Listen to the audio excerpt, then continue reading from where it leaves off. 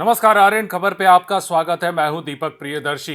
बिहार के सरकारी स्कूलों में कार्यरत शिक्षकों के ट्रांसफर पोस्टिंग का मामला इस समय बेहद पेचीदा बन गया है। शिक्षा विभाग ने जितने ट्रांसफर किए हैं उसे लेकर शिक्षकों में काफी असंतोष है। असंतोष इतना कि यहां तक शिक्षक सचिवालय तक पहुंच गए और पूरे राज्य में अफरा तफरी का माहौल है। और इसी बीच शिक्षा विभाग ने म्यूचुअल ट्रांसफर की भी बात कही, जिस पर तमाम शिक्षकों ने भी इसका विरोध किया है। चारों तरफ से लगातार जो है एक दबाव सा बनता जा रहा है। उसके बाद बड़ी खबर यह है कि शिक्षा विभाग ने अभी थोड़ी देर पहले एक आधिकारिक बयान जारी किया है। जी हां, आधिकारिक बयान जारी किया है। प्रेस विज्ञप्ति के जरिए एक बयान जारी किया है और इस बयान में 2 पन्नों के इस स्टेटमेंट में शिक्षा विभाग ने सारी स्थिति को स्पष्ट किया है। हम आपको बता रहे हैं कि उस आधिकारिक बयान में, उस प्रेस रिलीज में क्या है, आप उसे देखिए। शिक्षा विभाग ने कहा है कि राज्य सरकार द्वारा बिहार लोक सेवा आयोग के माध्यम से टीआरई 1 टीआरई 2 के तहत 2,16,732 विद्यालय अध्यापकों की बहाली की गई है और इन्हें बिहार लोक सेवा आयोग द्वारा आवंटित जिलों में सॉफ्टवेयर के माध्यम से रेंडमाइजेशन के आधार पर माह नवंबर 2023 और माह जनवरी 2024 को विद्यालय का आवंटन किया गया है। इनमें से 1,73,076 विद्यालय अध्यापकों द्वारा आवंटित जिला/विद्यालय में योगदान दिया गया। ऐसे में बड़ी संख्या में शिक्षकों को उनके चॉइस के अनुरूप जिला विद्यालय नहीं प्राप्त हुआ है। तत्पश्चात विभागीय पत्रांक 2035 और 2036 दिनांक 21/11/2024 के द्वारा विशिष्ट समस्या के कारण सहानुभूतिपूर्वक विचार करते हुए स्थानांतरण हेतु नियमित शिक्षक, विशिष्ट शिक्षक एवं विद्यालय अध्यापकों से निम्नलिखित 7 श्रेणियों में ऑनलाइन आवेदन मांगे गए। पहला, असाध्य रोग, विभिन्न प्रकार के कैंसर, स्वयं, पति पत्नी, बच्चे। दूसरा, गंभीर रुग्णता यानी बीमारी, किडनी रोग, हृदय रोग, लीवर रोग, स्वयं, पति पत्नी एवं बच्चे।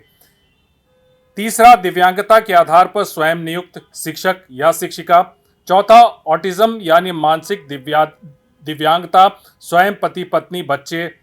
विधवा और तलाकशुदा महिला शिक्षकों के लिए। पति पत्नी के पदस्थापन के आधार पर शिक्षक शिक्षिका दोनों के लिए। और 7वां ऑप्शन था ऐच्छिक स्थान से वर्तमान पदस्थापन की दूरी, इसमें भी शिक्षक और शिक्षिका दोनों के लिए था।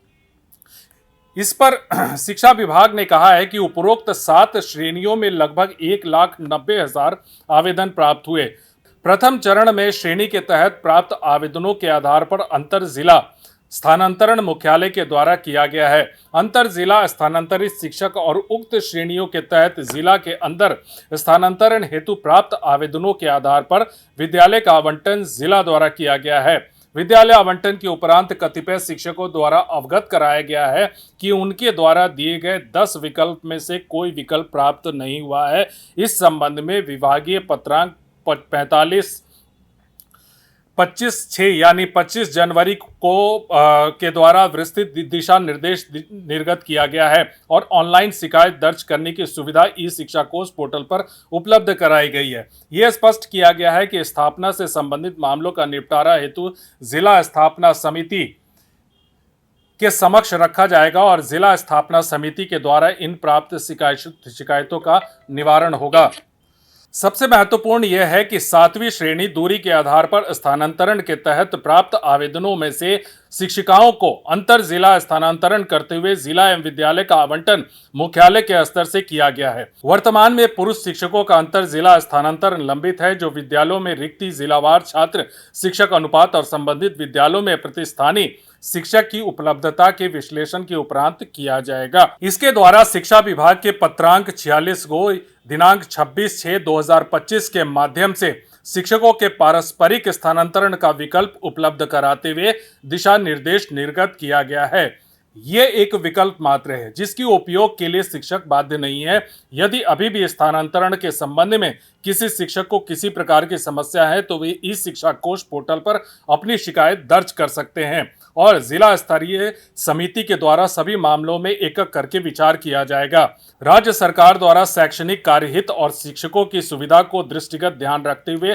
पूर्ण पारदर्शिता के साथ स्थानांतरण की कार्रवाई की गई है ताकि आधिकारिक शिक्षक मनुकुल विद्यालय में पदस्थापित होकर पूर्ण मनोयोग से अपने दायित्व का निर्वहन कर सकें। देखिए, शिक्षा विभाग ने अपनी स्थिति स्पष्ट की है और तमाम चीज़ों को इसमें रखा है कि स्थानांतरण को लेकर आगे क्या शिक्षक कर सकते हैं।